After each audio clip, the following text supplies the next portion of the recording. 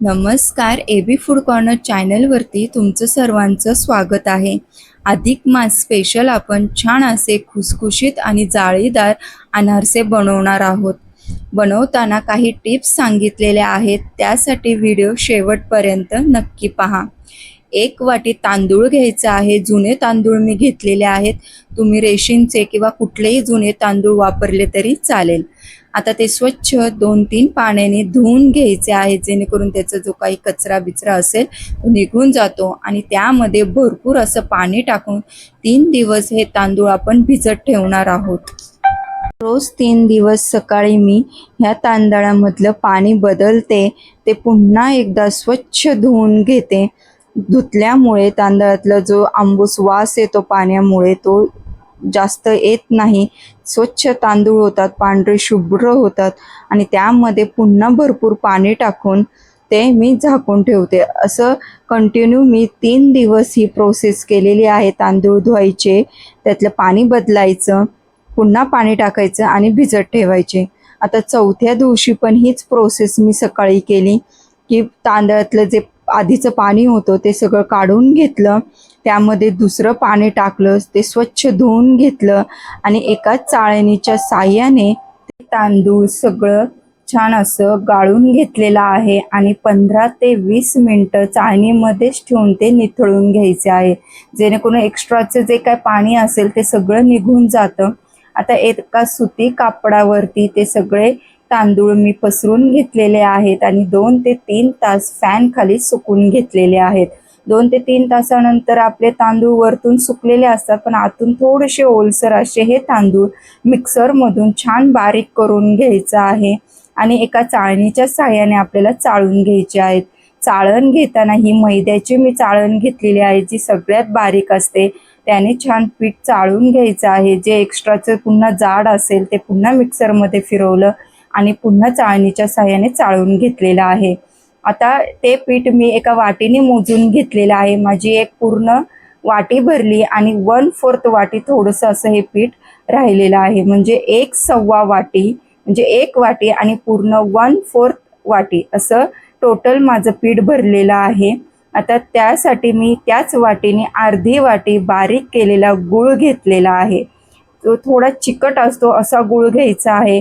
तो त्या पिठामध्ये छान असं मिक्स करून घ्यायचा आहे आणि तो पुन्हा मी मिक्सरमधून बारीक करून घेणार आहे, कारण जर आपले गुळाचे काही खडे असतील ते छान बारीक होतात आणि एकजीव झालेलं आपल्याला पीठ तयार होतं. तुम्ही पाहू शकता छान असं पीठ आपलं तयार झालेलं आहे. त्याची मुठ्ठीसुद्धा अशी बांधली गेलेली आहे.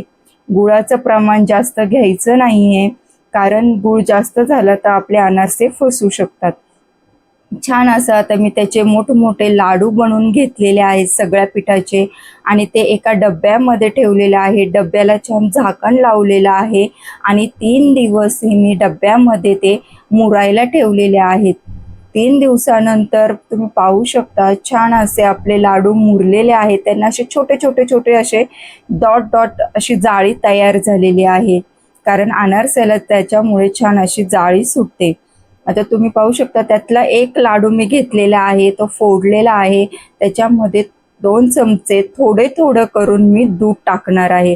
रूम टेम्परेचरचं दूध वापरलेलं आहे आणि एकदम थोडं थोडं करून आपल्याला दूध मिक्स करायचं आहे, कारण कधी कधी दूध जास्तही लागू शकतं, कधी कधी कमीही लागू शकतं.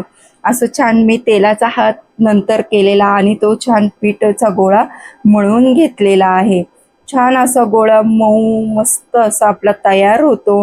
पेढा कसा असतो कंदी पेढा, तसं ह्याचं स्ट्रक्चर तयार होतं. असा हा मी गोळा तयार करून घेतलेला आहे. आता आपल्याला त्याचे अनारसे करायचे आहेत. थोडीशी मी खसखस एका वाटीमध्ये घेतलेली आहे, थोडंसं तेल मी घेतलेलं आहे. आता तेलाचा हात घेतला, त्याच्यातनं मोठ्या गोळ्यामधनं छोटासा गोळा मी त्यातला घेतलेला आहे. तो छान पुन्हा थोडासा मऊ करून घ्यायचा आहे. आता खसखस घ्यायची आहे, ती छान पांगून घेतली. त्यावरती आता अनारसेचा तो छोटा गोळा ठेवला आणि छान असे अनारसे मी सगळे असे बनवून घेतलेले आहेत. मध्ये मध्ये तेलाचा हात लावायचा आहे आणि छान असे आपले अनारसे बनवून घ्यायचे आहेत. भरपूर असे खसखस लागलेले अनारसे आता तेलामध्ये तळण्यासाठी मंद आचेवरती कढई ठेवली. त्याच्यामध्ये तेल टाकलेलं आहे आणि गरम करून घेतलेलं आहे. तेल जास्त गरम करायचं नाहीये आणि खसखसीची बाजू वर ठेवून आपले अनारसे तेलामध्ये सोडायचे आहेत. तेलामध्ये सोडल्यानंतर अनारसे आपल्याला उलटे पालटे करायचे नाहीयेत, एकाच बाजूने असे ठेवायचे आहेत आणि त्याच्यावरती सतत तेल सोडत आपले अनारसे तळून घ्यायचे आहेत. छान असे तळले जातात, मस्त अशी त्याला जाळी येते.